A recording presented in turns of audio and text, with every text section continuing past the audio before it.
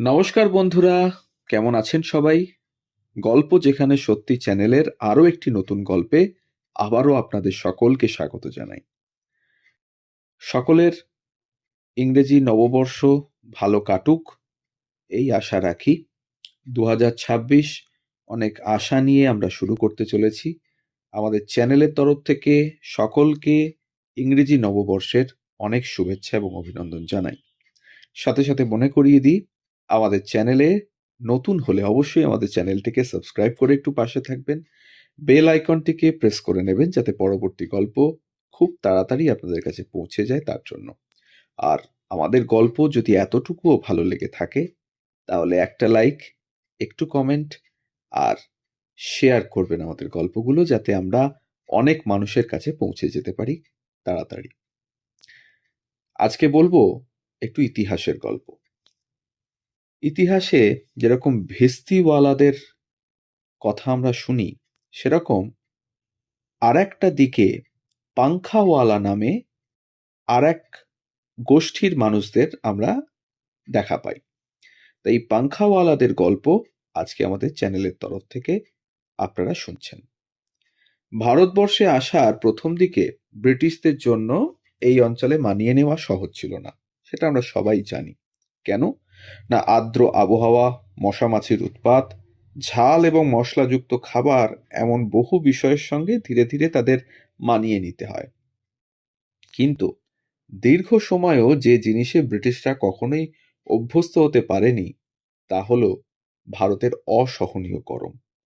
জানা যায় অষ্টম শতাব্দীতে আরবে দড়িতে টানা পাখা ব্যবহারের প্রচলন ছিল।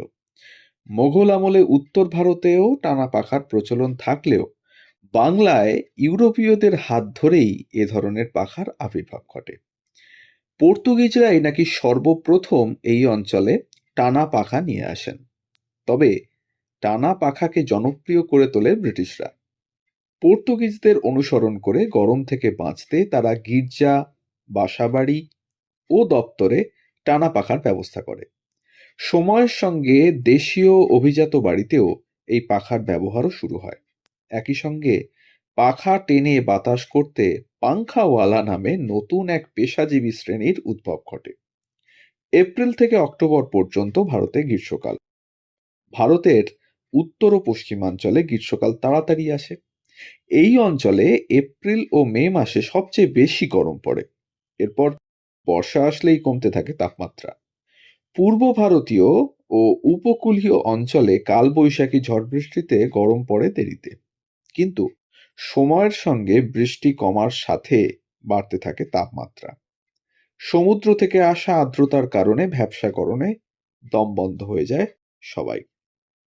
বিদ্যুৎ আসার আগে গ্রীষ্মকালে এই অঞ্চলের মানুষ ঘরের বাইরে গাছতলা কিংবা বারান্দায় ঘুমোতো, সঙ্গে থাকতো হাত পাখা।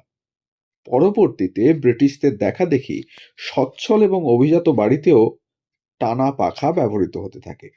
ঘরের সিলিং থেকে বড় কাঠের ফ্রেমে পাখার কাপড় আটকানো থাকতো। পাখার নিচের অংশে থাকতো মসলিনের ঝালর। সিলিং থেকে ঝোলানো পাখাগুলো লম্বায় প্রায় 8 থেকে 12 ফিট, এমনকি অনেক সময় 20 থেকে 30 ফিটও হতো, এবং সিলিংয়ের 3 থেকে 4টি হুক থেকে বাহারি দড়ির সঙ্গে পাখার কাপড় ঝুলিয়ে দেওয়া হতো। সময়ের সঙ্গে এই পাখায় নানা পরিবর্তনও আসে।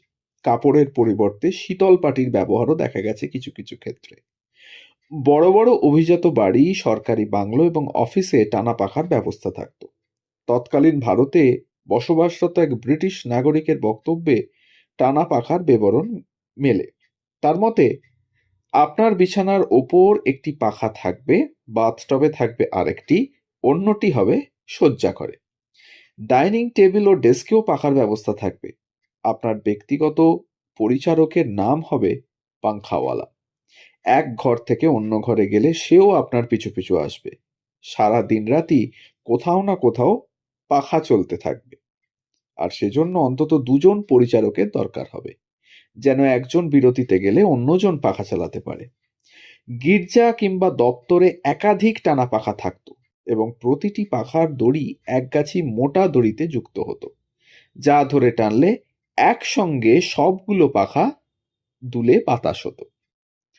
দড়ি টানলে এসব পাখা সামনে যেত, আবার ছেড়ে দিলে পর মুহূর্তে নিজের ভারে পিছিয়ে জোরে বাতাস দিত। তবে ঘরের সব জায়গা থেকে কিন্তু পাখার বাতাস সমানভাবে মিলত না। যে দেওয়ালে পাখা থাকতো সেদিকেই হাওয়া বেশি হতো।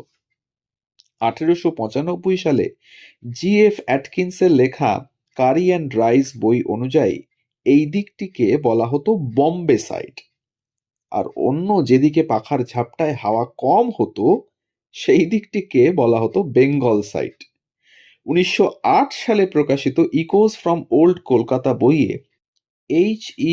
বাস্টিড লিখেছেন, 1784 থেকে 1790 সালের মধ্যে কলকাতায় টানা পাখার আবির্ভাব ঘটে। আবার 1783-84 সালে সোফিয়া গোল্ডবর্ন নামের ইউরোপীয় নারীর চিঠিতে ভারতীয় পাখার উল্লেখও পাওয়া যায় বলে তিনি জানান। গোল্ডবর্ন তালপাতার হাত পাখা এবং টানা পাখা এই দুই ধরনের পাখার কথা লিখেছিলেন। টানা পাখাগুলো সাহেব এবং অভিজাতদের বাড়ির ঘরের সিলিং থেকে ঝুলত, এও তিনি লিখে গেছেন। তবে বাস্টিড জানান, পর্তুগিজদের আগেও ভারতের মানুষ টানা পাখার সঙ্গে পরিচিত ছিল, তবে সেটি উত্তর ভারতে। মোঘল আমলে টানা পাখার প্রচলন ছিল। সম্রাট শাহজাহানের ছেলে যুবরাজ দারা সুখোর ব্যক্তিগত চিকিৎসক ছিলেন ফরাসি পরিব্রাজক ও চিকিৎসক ফ্রাঁসোয়া বার্নিয়ে। তিনি পরবর্তীকালে সম্রাট ঔরঙ্গজেবের দরবারের নিয়মিত সদস্যও ছিলেন। বার্নিয়ের travels in the Mughal empire বইতে এক মোঘল অভিজাতদের অন্দরমহলে টানা পাখার বর্ণনা পাওয়া যায়। 1800 সালে কলকাতা শহরে সেন্ট জোনস সহ বেশ কয়েকটি চার্চে টানা পাখা বসানোর ব্যবস্থা করেন লর্ড ওয়েলেসলি। তবে তখনও পর্যন্ত সম্ভবত ইংরেজদের বাড়িতে টানা পাখা ছিল না। 1810 সালে উইলিয়ামসনের লেখায় তার বাড়ির পরিচারকদের মধ্যে কোনো পঙ্খা পুলারের উল্লেখ পাওয়া যায় না।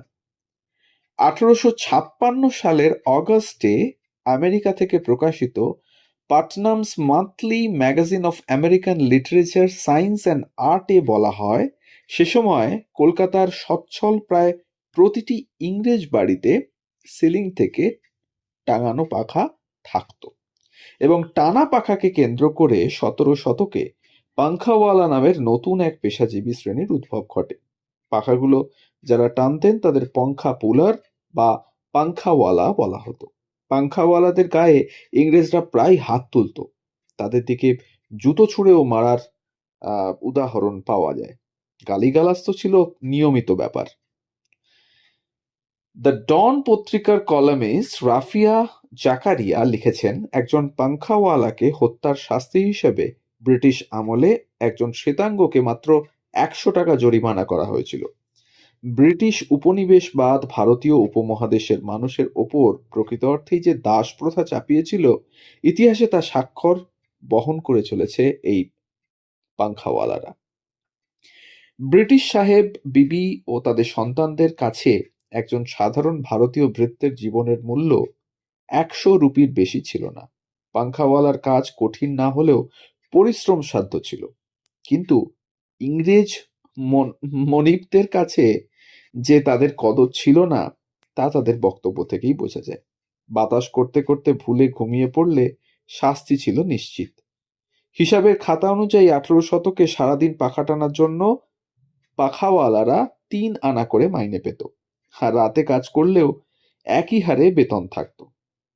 পাখা টানা ছাড়াও তাদের বাড়ি ও দপ্তরের বিভিন্ন ফুড ফরমায়েশ খাটতে হতো।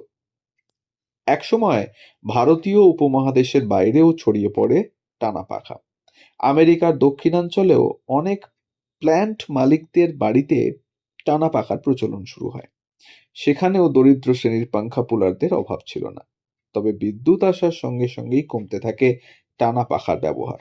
19 শতকের শেষ দিকে উপমহাদেশে বিদ্যুৎ আসে। 1879 সালে কলকাতায় প্রথম বিজলি বাতি জ্বালানো হয়। 1899 সালে চালু হয় বৈদ্যুতিক পাখা, ফলে সময়ের সঙ্গে হারিয়ে যেতে থাকে টানা পাখা। বিংশ শতাব্দীতে এসে বা তারও পরে পাংখাওয়ালা পেশাটিও আস্তে আস্তে বিলুপ্ত হয়ে যায়। প্রযুক্তির উন্নতির সাথে সাথে তাদের মুক্তি ঘটলেও ইতিহাস চিরকাল ব্রিটিশদের ঔপনিবেশিক বর্বরতার সাক্ষ্য বহন করে যাবে এই পাংখাওয়ালাটা। তো এই ছিল আজকের গল্প পাংখাওয়ালাদের গল্প, ইতিহাসের এক কদর্য দিকের গল্প, অথচ যেটা ছিল খুবই দরকারি সে যুগের সাপেক্ষে। আমাদের গল্প যদি ভালো লাগে তাহলে অবশ্যই লাইক, কমেন্ট এবং শেয়ার করতে ভুলবেন না। আমরা থাকছি প্রতিদিন ঠিক সকাল 9টা থেকে 9:30। সবাই ভালো থাকুন, সুস্থ থাকুন আর শুনতে থাকুন গল্প যেখানে সত্যি। ধন্যবাদ।